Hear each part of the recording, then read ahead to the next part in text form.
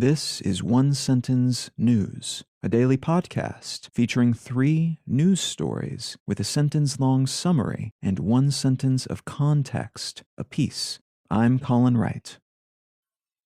This is a sponsored message.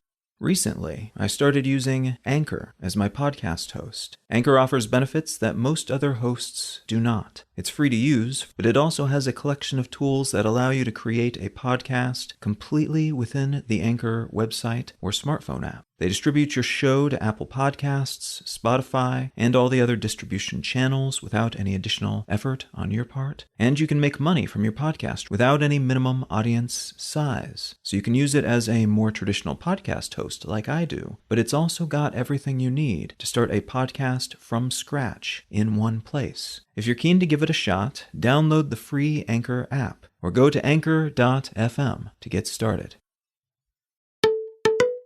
It's Friday, April 22nd, 2022. Let's talk about the news.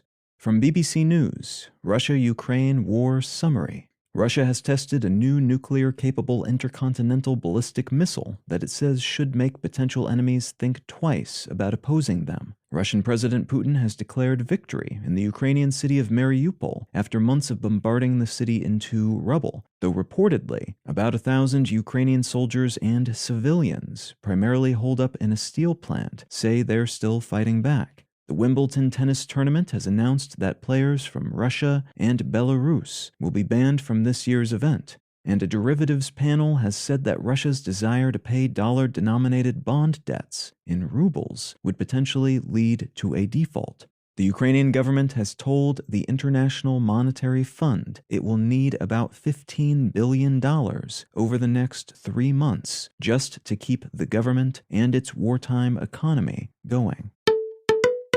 From Reuters, deadly blasts claimed by Islamic State hit northern Afghan cities. 2 explosions in northern Afghanistan, each of which killed at least 11 people and wounded dozens, have been claimed by the Islamic State terrorist organization. These explosions and several others over the past week, including one that killed at least 6 and wounded dozens at a school in Kabul, hit during the Islamic holy month of Ramadan and represent just a handful of the many such attacks that have killed and injured civilians since the Taliban reclaimed control of the country last August, claiming they've secured the whole of the country since then, but by most accounts, not so much, allowing militant groups like the Islamic State to run roughshod over eastern portions of the country near the Pakistani border.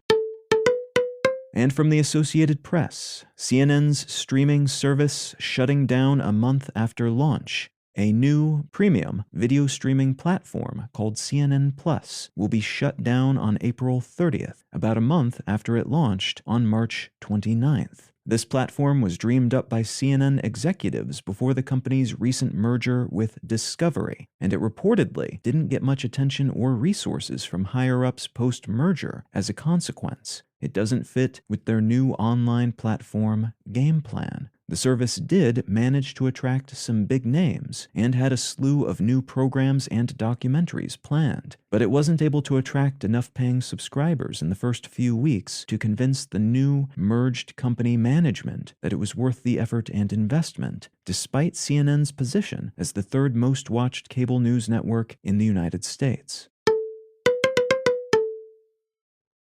If you're finding some value in One Sentence News, consider leaving a quick review wherever you get your podcasts and or sharing the show with a friend. You can find out more about this show or subscribe to the email version at onesentencenews.com, and you can support this and other related projects like the Let's Know Things and Brain Lenses podcasts at understandery.com.